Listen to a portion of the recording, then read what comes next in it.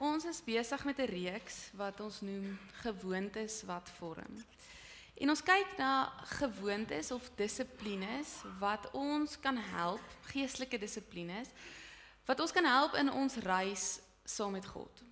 In dit wat God vir ons wil hê. Dinge wat ons kan doen, wat ons kan oefen, wat ons kies om te oefen, wat ons nader aan die ritme van God kan bring. En vanoggend kyk ons na die dissipline van diensbaarheid. 'n Dissipline wat elkeen van ons uitnooi om te gaan vra waarmee ons besig is en of ons in lyn is met dit wat God wil hê. Die eerste Sondag het ons 'n inleiding gehad. Oom Willem Nikkel het vir ons die inleiding kom gee. Die week daarna het ons gepraat oor meditasie. Verlede week het Louis gepraat oor Sabbat, oor rus en vanoggend aan diensbaarheid. Nou julle sal nou sien, hier's 'n klomp jong gesiggies hier tussen julle vanoggend. Ons graad 4 tot 6 sit vanoggend hier saam met ons. Ek wil vra dat julle gou opstaan. Al ons graad 4 tot 6 staan gou op. Julle is vanoggend baie welkom. Dis vir ons lekker dat julle hier sit vanoggend. Ons gaan net 'n bietjie oor 'n projek praat, juis 'n diensbaarheidsprojek wat hulle die afgelope tyd gedoen het. Dankie, julle kan sit. Ons teks vanoggend wat ons help met die dissipline van diensbaarheid is Johannes 13 vanaf vers 1 tot vers 17. Johannes 13. Dis op die bord as julle wil saamlees. Ek lees dit vir julle voor. Jesus was die voete van die disippels. Voor die viering van die Paasfees het Jesus reeds geweet dat die tyd vir hom gekom het om van hierdie wêreld af na die Vader oor te gaan. Hy het sy eie mense wat in die wêreld is liefgehad. Hy het hulle tot die uiterste toe liefgehad. Jesus en sy disippels was aan tafel. Die duiwel het toe al klaar vir Judas, seun van Simon Iskariot, op die gedagte gebring om Jesus te verraai. Jesus het geweet dat die Vader alles in sy hande gegee het en dat hy van God gekom het en na God teruggaan. Toe het hy van die tafel af opgestaan, sy boekleed uitgetrek en 'n handdoek gevat en om hom vasgemaak. Daarna het hy water in die waskottel gegooi en begin om sy disippels se voete te was en dit dan af te droog met die handdoek wat hy omgehad het. Toe hy by Simon Petrus kom, vra die vir hom: "Here, gaan U my voete was?" En Jesus antwoord hom: "Wat ek doen, begryp jy nie nou nie, maar later sal jy dit verstaan." Maar Petrus sê vir hom: "U sal in alle ewigheid nooit my voete was nie." Daarop sê Jesus vir hom: "As ek jou nie was nie, het jy nie deel aan my nie." Simon Petrus sê toe vir hom: "Here, dan nie net my voete nie, maar ook my hande en my gesig." En Jesus sê vir hom: "Hy wat klaar gebad het, is heeltemal skoon. Hy hoef later niks meer as sy voete te was nie. En julle is nou skoon, maar nie almal nie." Jesus het geweet wie hom sou verraai, daarom het hy gesê: "Julle is nie almal skoon nie." Toe hy hulle voete klaar gewas het en sy boekleed aangetrek het en weer aangesit het, sê hy vir hulle: "Verstaan julle wat ek vir julle gedoen het? Julle noem my julle leermeester en Here, en julle is reg, want ek is dit. As ek wat julle Here en leermeester is, dan julle voete gewas het, behoort julle ook mekaar se voete te was. Ek het vir julle 'n voorbeeld gestel, en soos ek vir julle gedoen het, moet julle ook doen. Dit verseker ek julle, 'n slaaf is nie belangriker as sy eienaar nie, en 'n gesant ook nie belangriker as die een wat hom gestuur het nie. Julle weet dit nou, gelukkig is julle as julle dit ook doen." Dit is die woord wat vanoggend na ons toe kom. Kom ons bid saam.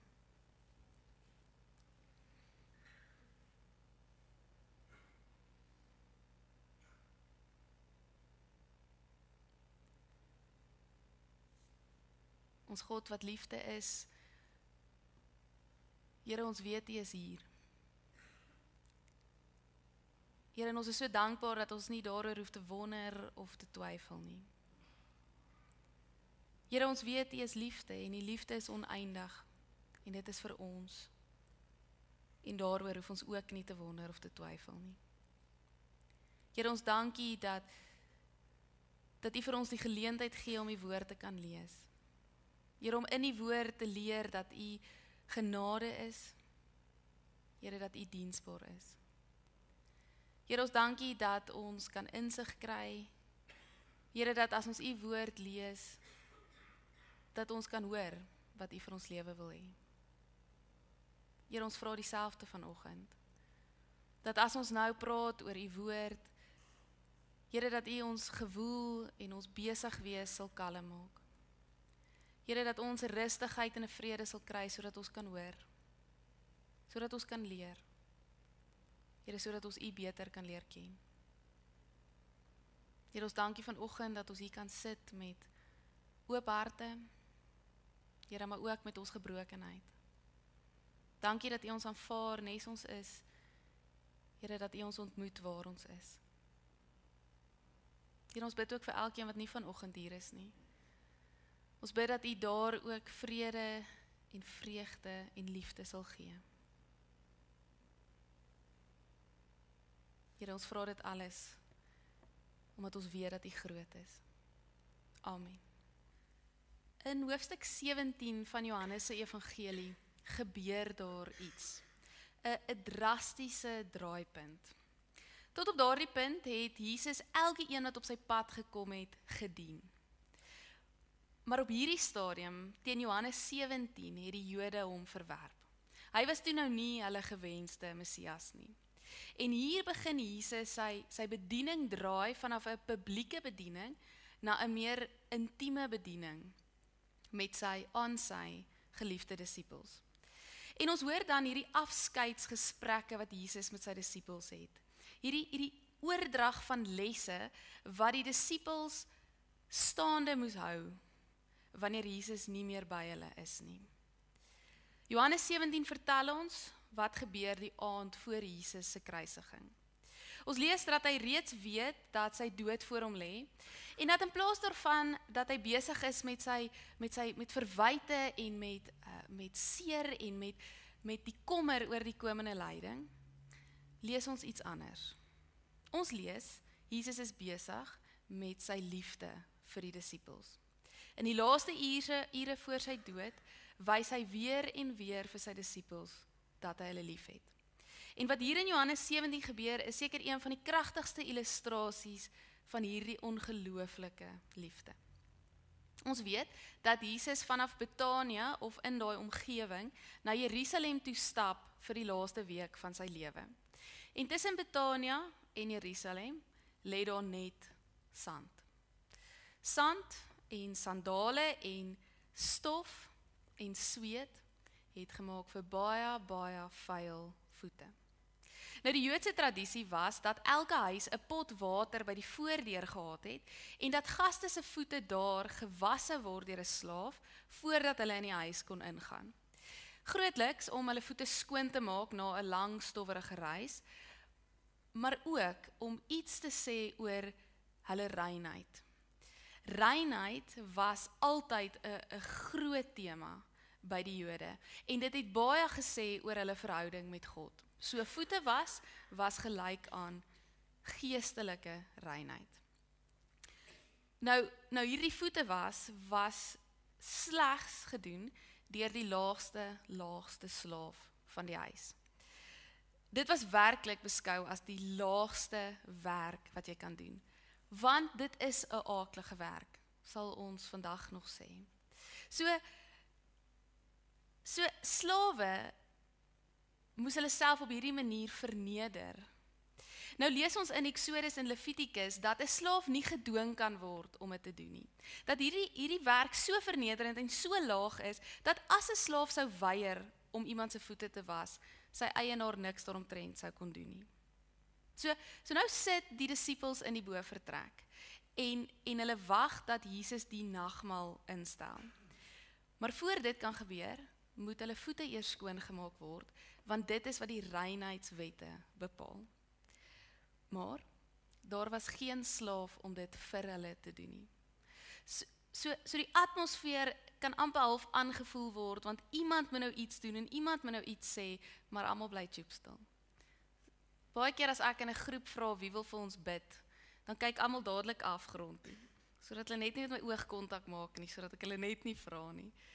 So iets gebeur in daardie bovertrek. Die disippels besef, iemand moet nou die voete was. Maar hulle wil net nie daardie een wees nie. Hulle wil net nie hulle self op so 'n manier verneder nie. En dan kom Jesus en hy kom doen wat hy so goed doen. Hy verander absolute vernedering na absolute liefde. Hy staan van die tafel af op, hy trek sy boekleed uit, hy vat 'n handdoek en hy maak dit om hom vas. So uiterlik lyk Jesus nou soos 'n slaaf en dan doen hy ook die werk van die slaaf. En in daardie daad herdefinieer hy die disippels en ons verstaan van diens en van status. Jesus kom doen, hy kom praat nie net oor die mees nederige werk wat daar is. En so illustreer hy ware diensbaarheid.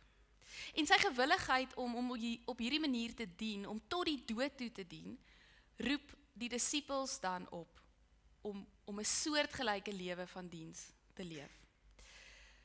Hy roep ook my en jou op om hier en nou die handdoek te vat, dit om ons lyf te bind en op ons knieë te gaan. Maar dis vir ons byna ondoenbaar. In 'n wêreld waar alles gaan oor status en oor wen en oor meeste en oor beter, is diensbaarheid vir ons baie moeilik. En nie net vir ons nie, selfs die disippels weet nie lekker wat Jesus vir hulle vra nie. Hulle verstaan nie lekker wat dit beteken nie, want wat hy vra is so teen ons menslike natuur. Ons lees in 'n parallelle gedeelte in Lukas 22, hoe net voor die instelling van die nagmaal, die disippels begin stry oor wie die belangrikste onder hulle is. Want dis so tipies mens om dit te doen. Meeste van ons het 'n gevoel dat ons nie die belangrikste is nie, maar ons wil asseblief tog net nie die onbelangrikste wees nie, die laagste, die laaste. Ons wil tog net nie die een wees wat daar die voete moet was nie. En die disippels het dieselfde gevoel. So Jesus kom en hy kom gooi hierdie hiërargie op sy kop. Eintlik doen hy meer as dit, hy kom skaf dit af. Hy kom skaf 'n hiërargie waar daar belangrikes is en onbelangrikes is en 'n rangorde is, maak hy tot niet. En hoekom doen hy dit? Want Jesus se gesag is nie die gesag van 'n titel nie, maar die gesag van 'n handdoek. Jesus het reeds geweet, wat die disippels en ons nog moet uitvind. Dat 'n lewe van diensbaarheid bevry ons van die wêreldse magspeletjies waaraan ons so graag verslaaf raak. En daarom roep hy ons op om dieselfde te doen. Om soos Jesus te maak, sê die Grieks. En nou wens ons eintlik Jesus vra ons om iets anders te doen. Iets lekkerder, iets meer opwindends, iets met meer kans tot roem. Maar nee, die Here roep ons tot 'n lewe van diensbaarheid. En baie keer voel dit vir ons soos 'n vonnis tot die alledaagse, die gewone, die statuslose dinge. Nou Richard Foster definieer hierdie lewe van diensbaarheid, ware diensbaarheid, waartoe ons geroep word, as volg. Hy sê, dis a loving, thoughtful, active promotion of the good of others and the causes of God in our world, through which we experience the many little deaths of going beyond ourselves. Dis juis omdat dit vir ons so moeilik is om verby onsself te kom, om ons ekkigheid stukkie vir stukkie dood te maak, dat diensbaarheid ek is altyd bang myne lei. Dis juis dat dit vir ons moeilik is, hierdie doodgaan van onsself, hierdie verby onsself leef, wat maak dat ons 'n dissipline nodig het daarvoor, wat maak dat diensbaarheid is 'n dissipline vir ons moet wees.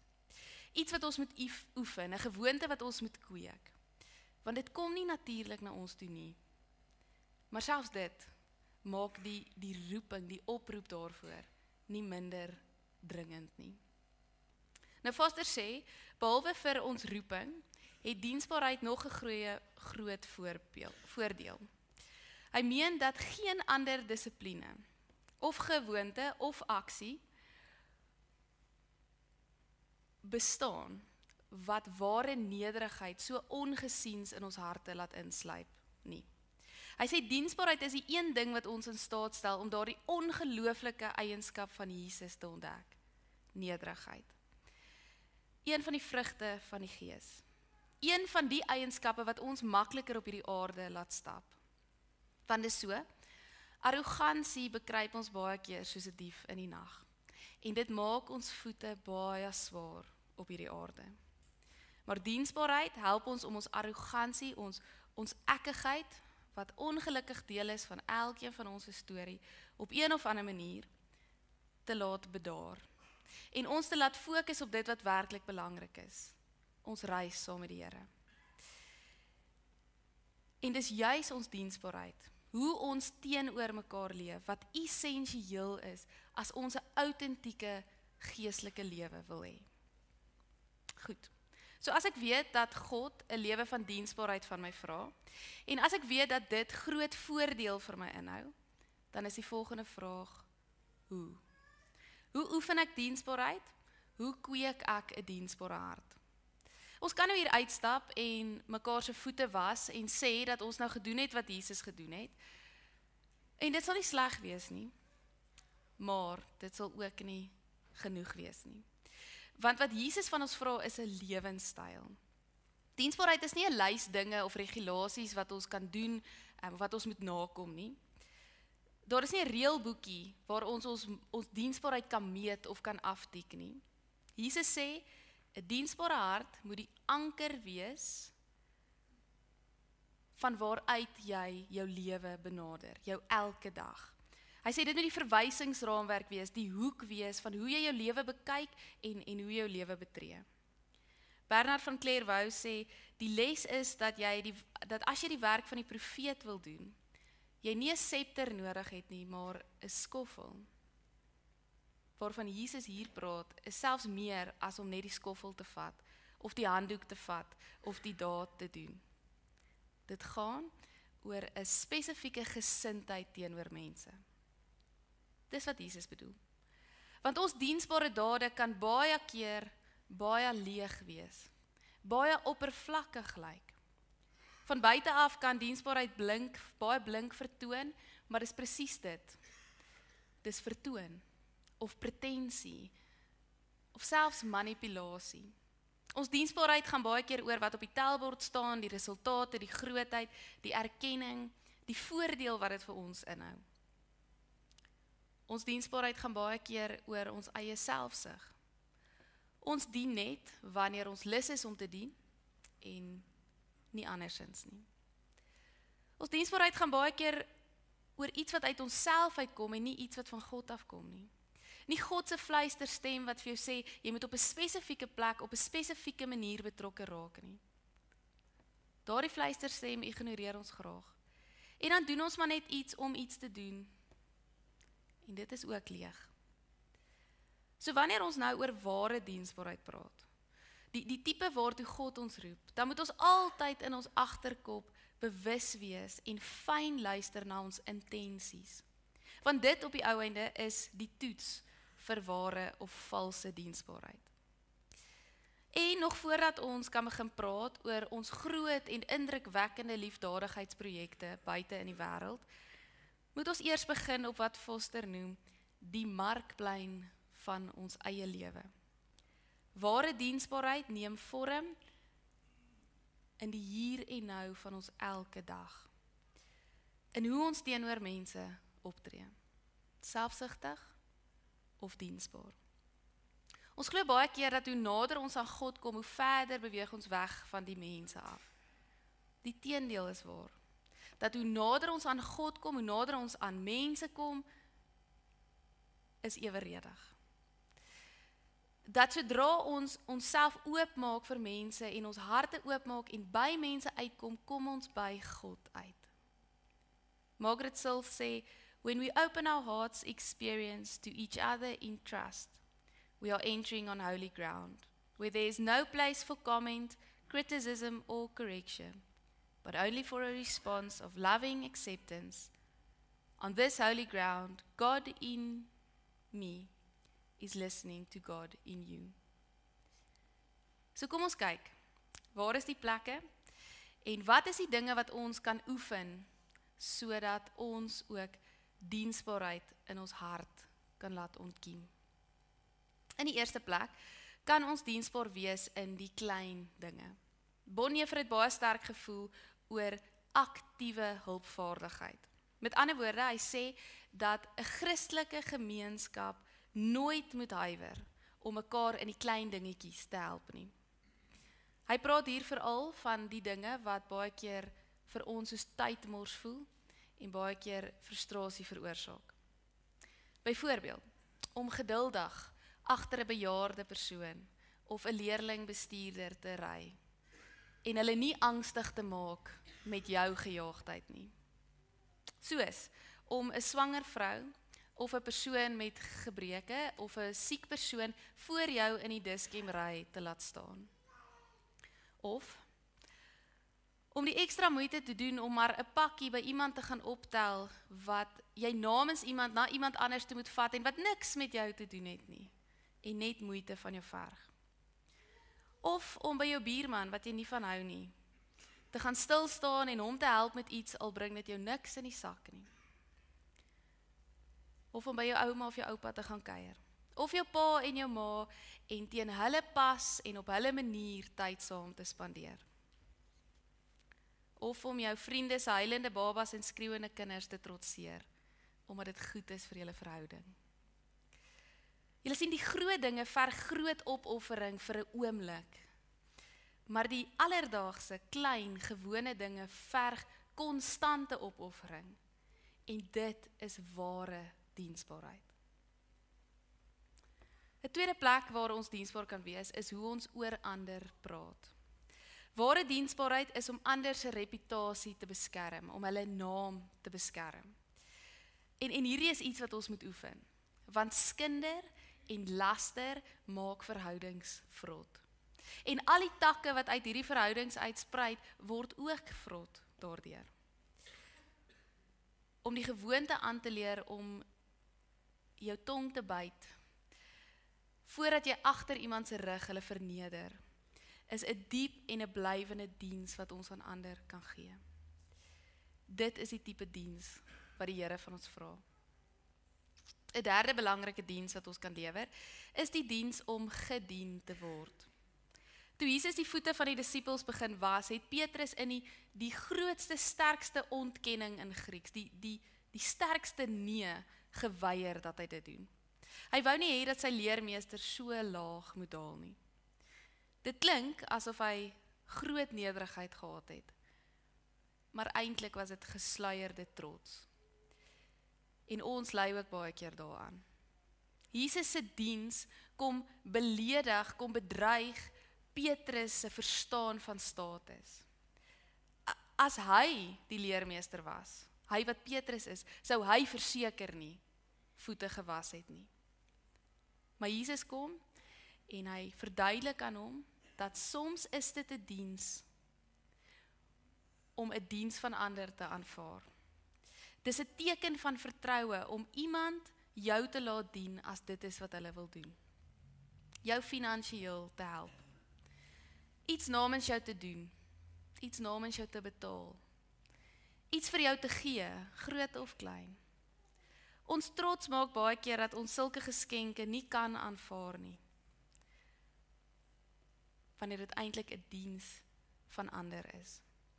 In die koninkryk van God dien ons en ons word gedien en ons aanvaar hierdie diens van ander in dankbaarheid. En ons het nie die gevoel dat ons moet terugbetaal of teruggee om gelyk te kom nie. Dit is 'n diens wat ons kan lewer. 'n vierde manier van dien is die diens van goeie maniere en bedagsaamheid. Sendelinge verstaan nog ons iets hiervan. As hulle in 'n nuwe dorpie of op 'n nuwe plek kom waar hulle moet werk, dan respekteer hulle die rituele en hulle volg die tradisionele gebruike, sodat hulle ontvang en gehoor kan word. Dit is hoe mense dit doen. Tog dink ons dat as ons die rituele en die die tradisionele gebruike van ons kultuur weggooi, ons nog steeds ontvang en gehoor sal word. En dan wonder ons hoekom niemand na ons luister nie. Goeie maniere en bedagsaamheid is 'n vereiste in 'n Christelike gemeenskap. Om elke persoon wat op jou pad kom mooi te groet. En vir hulle te vra hoe dit met hulle gaan en terug te antwoord as hulle jou vra, is 'n baie betekenisvolle deel van hoe ons met mekaar omgaan. En ons kan nou sê dat niemand gee regtig om nie en hulle vra dit maar net omdat hulle dit moet vra en dit beteken nie regtig iets nie. En dis so. Maar dis ook goed so. Want ek kan nie met die deur in die huis val en die dame wat my sakkie by Spar pak vertel van die stand van my hoofpyn nie. Die vraag en die groet is hoe ons met mekaar in koneksie kom. Daar's geen ander manier nie. En natuurlik moet ons groet nie oppervlakkig wees nie. Maar dit hoef nie noodwendig diep te wees om sinvol te wees nie. Ook om dankie te sê, om groete te stuur, om te reageer op RSVP's of op ander boodskappe. Dit is alles deel van ons kultuur se manier om te sê, ek erken jou bestaan en ek erken dat jy waarde het. Goeie maniere en bedagsaamheid is 'n ongelooflike diens wat ons aan ander kan gee. 'n vyfde diens, wat reg deur die Bybel weer klink, is die diens van gasvryheid. Vandag is daar 'n groot behoefte aan Christene om hulle huise oop te maak vir ander mense. Iemand moet tog net nie my gemak en my persoonlike spasie en my tyd kom ontwrig nie. Gastehuise was juist dit. Mense met huise wat gaste onthaal het. Tradisioneel is dit wat 'n gastehuis was. Reg deur die Bybel was hierdie tipe onthaal en lekker eet en warm slaap die gelowige se plig. En dis vandag nog ons plig. En dit beteken vanoggend vir jou iets anders as wat dit vir my beteken. En dalk kan jy nie nou groot dade van gasvryheid doen nie. Maar dalk kan jy klein begin. Dalk kan jy iewers begin. Ons kompliseer die idee van gasvryheid. Dit is ten diepste 'n geleentheid waar ons saam is, wat deur my geïnisieer word. En dit is tog 'n diens wat elkeen van ons kan lewer. 'n sesde diens is die diens van luister. Net soos wat ons lief raak vir God as ons na sy woorde luister, so word ons lief vir mekaar as ons na mekaar se woorde luister. Ons hoef nie opgeleide psigoloë te wees om te luister nie. Ons hoef nie die regte antwoorde te hê om te luister nie. Ons moet dalk juis nie antwoorde hê nie, want antwoorde maak ons so angstig dat ons nie in staat is om verder te luister nie. Die belangrikste elemente vir luister is omgee en geduld. 'n Ongeduldige halwe luister is 'n belediging aan die persoon wat sy hart met jou deel. Om na ander te luister, dissiplineer ons gedagtes en oefen ons ore sodat ons makliker na God kan luister. Om mekaar se laste te dra is 'n diens. Om saam met ander te huil. Om saam met ander deur die swaar en die donker te stap met sterk arms om hulle regop te hou. Om nie weg te skram van ander se seer nie. Dit is 'n diens aan ander. Om jou geloofsreis met ander te deel. Dit is 'n diens. Ons almal beleef God verskillend en baie van ons beleef God glad nie. Daarom moet ons met mekaar oor God praat. Dalk bring jy lig waar daar donker was. Of insig waar daar verwarring was. Of liefde waar daar niks was nie. En dan laastens. Moet ons teruggaan, 7 toe. Die laaste en bekendste vorm van diensbaarheid is die een waarna ons koppe dadelik gaan as ons oor diensbaarheid praat. Uitreik of barmhartigheid. Hierdie is die een vorm van diensbaarheid waartoe ons baie duidelik geroep word. Die siekes, die armes, die wese, noem Lukas hulle. En op hierdie plek moet ons met al ons vermoëns 'n verskil probeer maak. En dit is presies wat Tuine Gemeente hierdie jaar probeer doen het. Ek en my kollegas het dit goed gedink om vanoggend, terwyl ons oor die dissipline van diensbaarheid praat, 'n bietjie terugvoer te gee oor dit wat Tuine Gemeente die afgelope jaar gedoen het. Die plekke waar tuine diensbaar was. Julle het julle harte en julle hande en julle beursies op 'n oorweldigende wyse oopgemaak.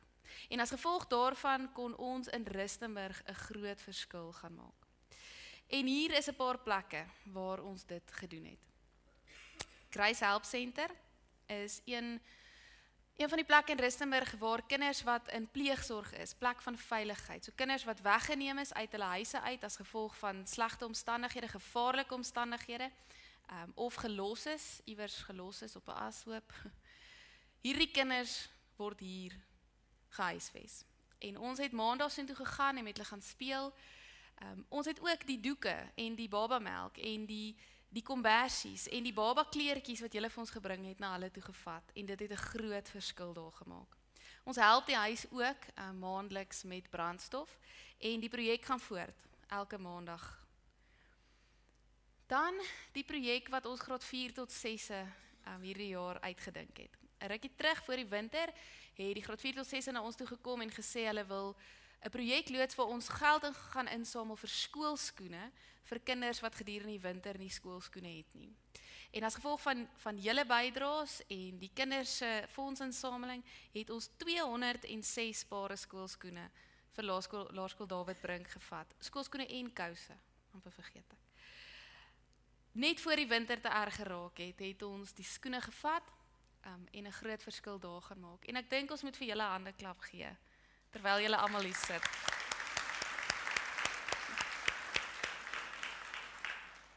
Dit is 'n ongelooflike projek.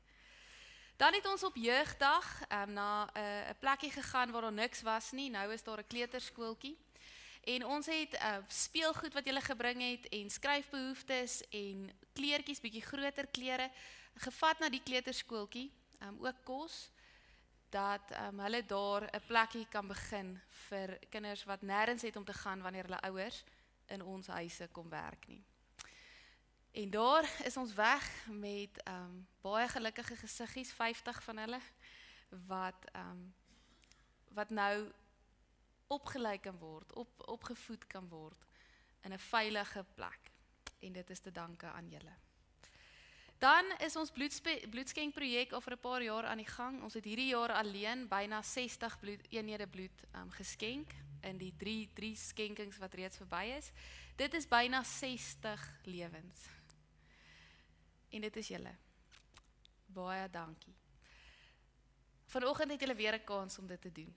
En dan kan ons daai hoeveelheid opstoot. Dan is ons nou vir 2 jaar besig met 'n samewerking projek met Hospice. Ons is daar betrokke by die geestelike versorging van die carers, noem hulle die versorgers. Ook hulle materiële nood. En dan ook die klere wat julle aanhou gee, het hulle store so vol gemaak by hulle winkel dat hulle 'n jaar vooruit stok het en dat hulle nou so groot wins maak omdat hulle klere het om te verkoop en goed het om te verkoop. En dan help ons hulle ook met brandstof elke maand. Op Mandela Dag het ons 2 ouetehuise, baie arm ouetehuise in die dorp genader en ons 67 pakkies gepak met toiletries en komberse en dit dan vir hulle gevat op 'n dag waar ons lekker geëet het aan koek wat die gemeente ook gegee het. Dan dra ons ook by jaarliks tot die groter kerk se barmhartigheid. Die groter kerk, die hervormde kerk het ouetehuise en kinderhuise en 'n klomp projekte en ons dra finansiëel ook daarbey. Dan ondersteun ons ook ons DPS seuns. Ons het 'n DPS huis waarin ons die seuns se buitemuurse aktiwiteite finansier, ook hulle kampe en ook die huis ondersteun finansiëel. En dan natuurlik ons eie gesinne wat ons in die gemeente ondersteun met skoolfonds, met materiële nood, met wat ook al nodig is. Ons het ook gesinne buite die gemeente wat ons help met koshuisgelde en allerhande finansiële ondersteuning. En natuurlik ons eie tuinier en ons eie skoonmaker. wat ons ook met dit wat julle vir ons gee, kan ondersteun, ook hulle gesinne. En dis nou nie eers om te praat van al die noodverligting wat julle by julle huise doen, en by julle werke doen, en doen by die plekke waar julle kom nie. Die dinge wat ons nie eens van weet nie.